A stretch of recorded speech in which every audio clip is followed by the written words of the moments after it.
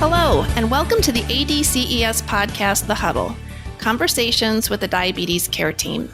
In each episode, we speak with guests from across the diabetes care space to bring you perspectives, issues, and updates that elevate your role, inform your practice, and ignite your passion. I'm Kirsten Yale, Research Manager at the Association of Diabetes Care and Education Specialists. Today, two representatives from the U.S. Food and Drug Administration join us to discuss the recent updates to the nutrition facts label.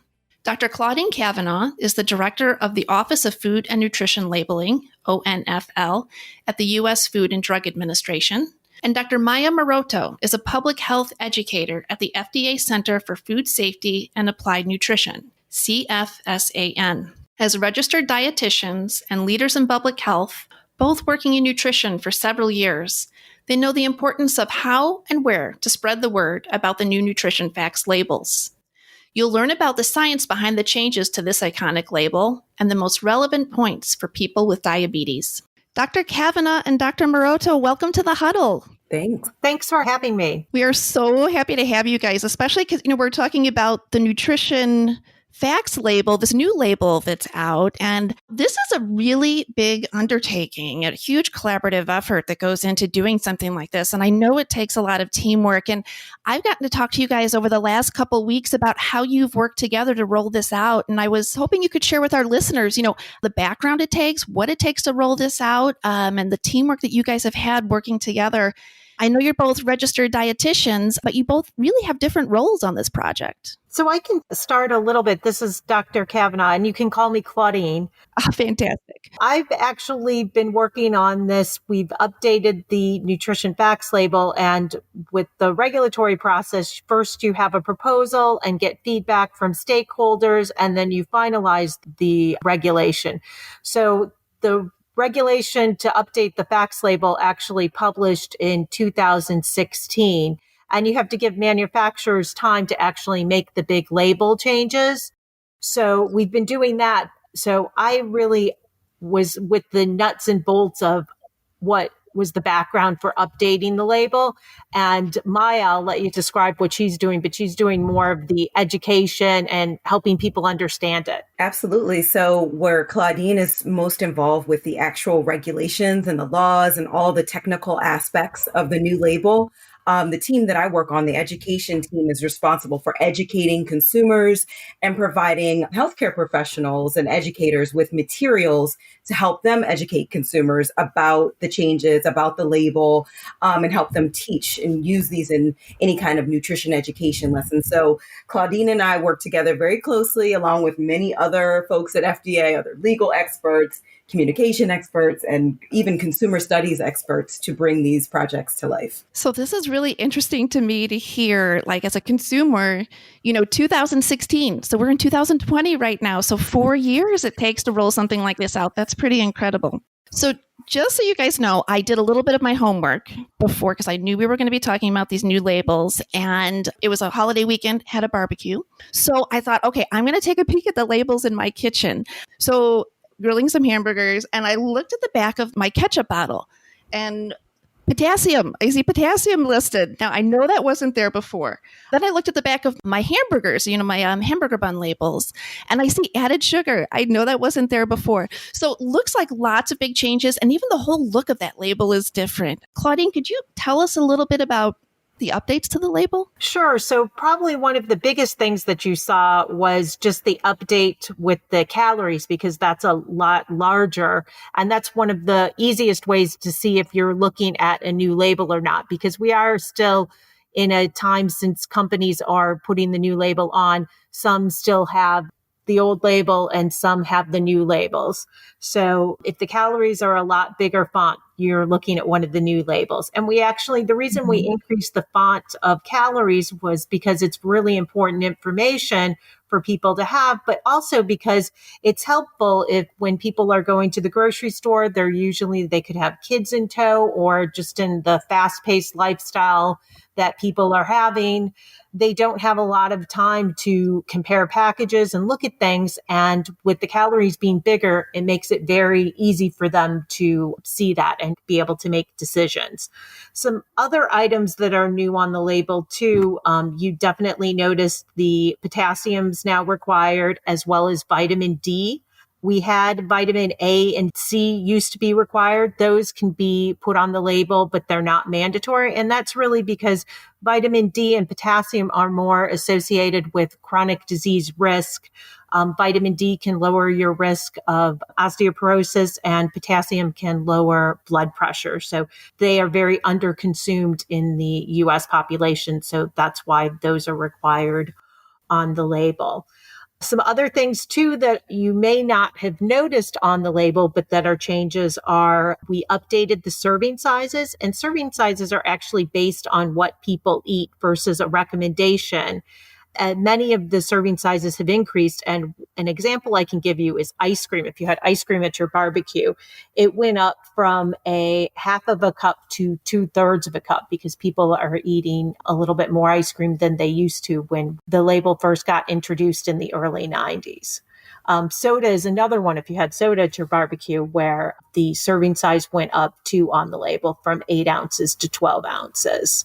And then you also pointed out added sugars is on the label. That's something new, and that's something a lot of people are looking at. These are sugars that are added to your diet that provide more calories, but really few nutrients. And the dietary guidelines for Americans recommend that you get 10% or less of your calories from added sugars. So we thought it was very important for people to have that information so they could construct diets that are consistent with the dietary guidelines. Well, you're right. It does look completely different. And I did notice those calories standing out pretty big. And I also noticed, I think on one of mine, like you said, it went from like a half cup to a 2/3 cup serving size, which I thought was really interesting and maybe reflective of the American diet. But I would love to hear. So you did hit on it with the bigger size of the calories and the serving size, but why was the label updated? So the label first was introduced in the early 90s. So it started in 1994.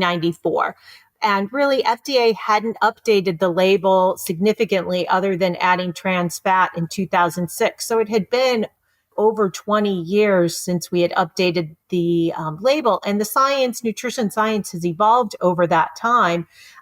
So we wanted to use the new science to update the label. So really the science, as well as updating it for that, also being able to just kind of refresh the label and give it a little bit more of a modern look as well, where we could make calories easier to see, serving size and the serving amounts per container are also a little bit bigger. So we wanted to keep the iconic nature of the label because everybody knows what the nutrition facts label is and they trust that, but we wanted to do the refresh as well on the left. Yeah, I love the way you said iconic there because I'll be very honest. I mean, I actually think it's a lot easier to read. Just thinking back to what the old labels looked like, there's almost like too much information on there for every piece of, every product that I picked up. But this really just points out like the important things are highlighted right in front of your face. What I'm really interested, because this is, our audience is healthcare providers, people that generally work with people with diabetes or other cardiometabolic conditions. What changes on the label is really going to be most important to this population or people with diabetes? So I think people with diabetes likely will focus on the total sugars, since total sugars really affects the blood glucose levels. Added sugars is on the label, but the difference between total sugars and added sugars is the total sugars includes added sugars and just naturally occurring sugars that are in products like fruit and milk. So I think a lot of people with diabetes will be looking at the total sugars declaration. Another interesting change on the label that could be helpful for people with diabetes and health educators to know is fiber. While if you just looked at the label, you wouldn't see any differences with fiber, but we've changed the definition and what can be considered fiber. On the old label, it was basically decided on just if it was chemically a fiber, you could count it as a fiber. But since the label started in the 1990s, how people add fiber to foods has changed. So a lot of fiber that you can get in foods are like isolated or synthesized, and they add it to food to increase the fiber. So we wanted to actually know if these synthetic and isolated fibers actually have a beneficial effect on health. And by a beneficial effect in health does it lower your cholesterol level? Does it help with blood glucose levels? Things like that. So now any fiber that's added to foods has to have a beneficial effect. So, it's not just the total fiber. It has to show that it's a beneficial effect on health. So I think that's something that you don't see on the label, but it's some of the science behind the label that I think it's important, particularly for diabetes educators to know about. So it just the fiber still stays one line, right? You're not breaking it out into the different kinds of fiber, right? No, it's still the one line, but the science behind that line's different. Right. So it's the beneficial fiber versus what it was before, mostly impacting like processed foods, would you say? A lot of processed foods and a lot of foods too that claim to have a lot of high fiber too, because a lot of people do choose because of the beneficial effects of fiber has on cholesterol levels and things like that. People do choose high fiber foods. So now when they're choosing those, they'll know that the fiber that's in those foods are having a beneficial effect on health. Fantastic. Okay, so it is a streamlined label, but there's a lot of science behind this label and it takes a bit of education. So I think in a second, we're going to switch over to Maya and hear how she's rolling this out. But I'm interested, Claudine, before we move to Maya, do you think it's beneficial for diabetes care and education specialists and healthcare providers to walk through this label with people with diabetes or patients that they work with? I think it's very beneficial because I think while we provide all the information depending on the educator and their client, they may need to stress different things because some people with diabetes have high blood pressure. So maybe they need to look at their sodium, or maybe they need to particularly look at their fiber content. So I think it can be kind of individualized depending on what your client needs. So I think it is really helpful for diabetes educators to be able to walk their clients through and really point out specific things that they should be able to key in on depending on their health status and what they need. So Claudine, I love that you brought up individualization, and that's really around person-centered care. And that's really what the diabetes care and education specialist does so well. So I think they will be really impactful in this setting. But Maya, I want to make sure we head over and we get a chance to talk to you about what you're doing at the FDA to promote these new changes. Oh, absolutely. So as Claudine mentioned, this is really the first major update to the label in over 20 years. And as you referred to it, it is a very iconic nutrition symbol. And so we know that this is a nationwide teachable moment to grab people's attention and to educate them on the changes that we made, and then just educate on the label in general. So in March of 2020, this year, we did a soft launch of a consumer education campaign called the New Nutrition Facts Label, What's in It for You? And this is a campaign that's intended for primary shoppers, and it has websites and videos and fact sheets. We placed a few paid ads. We reached out through social media, and then we're talking to groups like this one to let people know that the label has been updated. And so this campaign, you can recognize if anyone listening visits our website, they'll know it immediately because they'll see people in food product costumes, bringing to light the fact that there's a new nutrition facts label in kind of a fun and lighthearted way, doing different things like they're strutting down the runway, showing off the latest look from the House of FDA. And we actually did focus group testing, and folks really seem to like this lighthearted approach. And this is a way of, just like we said, getting people's attention and letting them know that this update has been made and explaining the changes that Claudine just talked about in a really consumer-friendly way. And we made sure the materials are all in both English and Spanish. And like I said, we've soft launched these materials, and we really need your audience, the diabetes care and education specialists. We need your help in getting the word out about this new label. And as I said, our goal is to reach consumers, and especially those at higher risk for nutrition-related chronic disease. So we're especially interested in reaching African-American shoppers, Hispanic shoppers, people of low socioeconomic status, people who participate in SNAP or WIC. So any healthcare practitioners that engage with these audiences, we're really trying to get the word out through those healthcare practitioners. So our website for this is fda.gov/new nutrition facts label. And we're just so excited about these new resources. I love the way you called it a lighthearted approach, because when I looked at the resources that you sent over, and I love that people dressed up as the food, I certainly walk through the grocery store in a different way, and I'm looking at things in a different light. I'm really curious because you talked about, what the diabetes care and education specialists can do to get the word out. And we're certainly here to help because I think it will have a great impact on people with diabetes. Is there anything specific that, and Claudine talked a little bit about it, but anything even more specific that the diabetes care and education specialists can do when they're working with people with diabetes? Oh, absolutely. And one resource that I think will be of particular interest to your audience is our Behind the Label presentation. And it's about 20 minutes long, and it features yours truly talking through the changes to the label that Claudine discussed, but going more in depth and explaining the scientific and regulatory rationale for the changes so they can have really everything they need to answer people's questions in teaching about the new label.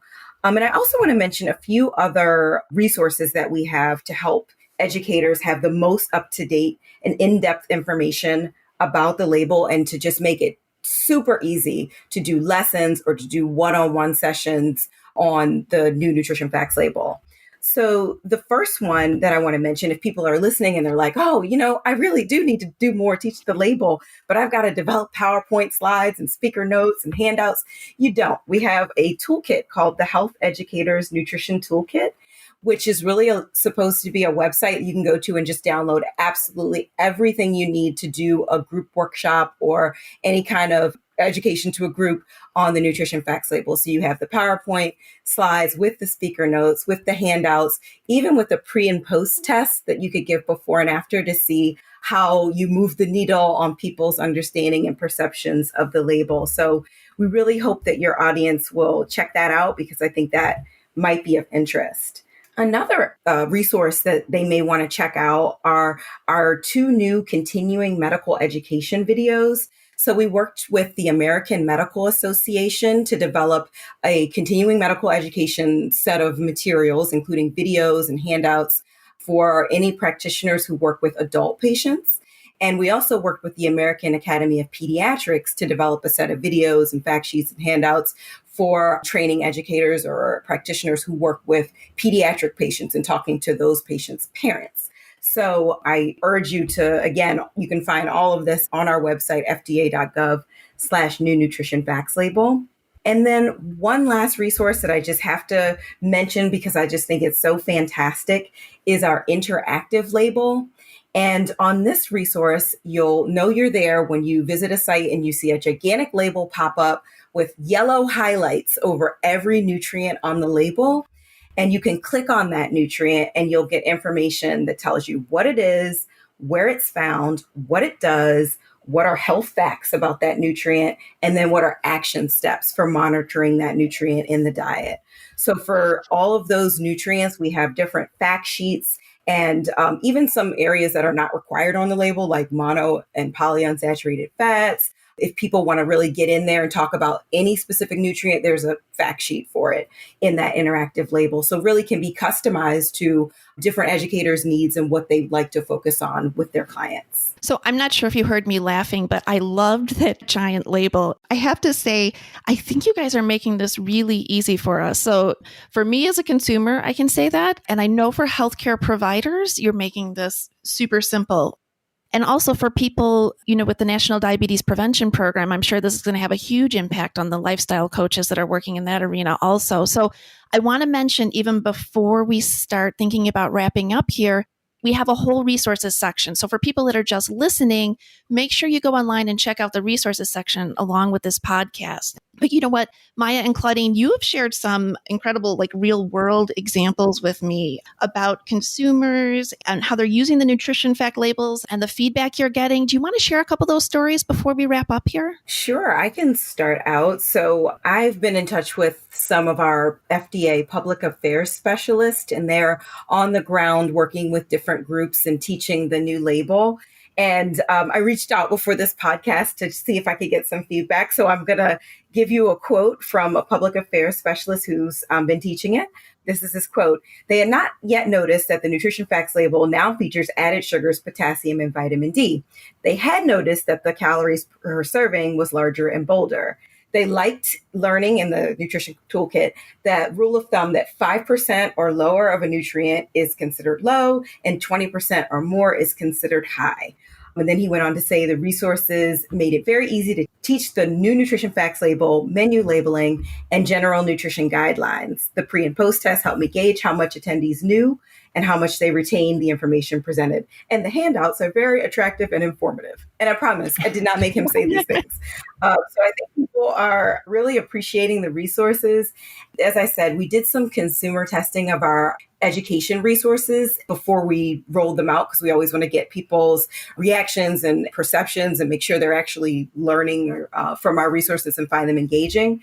And in those focus groups, people were really excited about the new label. They said a lot of the same things that you said, like, it's easier to read. And I really like that, added sugars is now included. And I'll keep that in mind when I'm picking products. And I like that vitamin D is here. So for the most part, what I've been hearing is, anecdotally, that folks are really appreciating the label and the education materials. One thing that I can share, we had heard from another dietitian that works at a grocery store, and the dietitian said that they have a consumer hotline and that a consumer had called in and wondered why their ice cream had changed because the levels had gone up so much and what did they do different. And they didn't realize that the label had been updated and the serving size was different.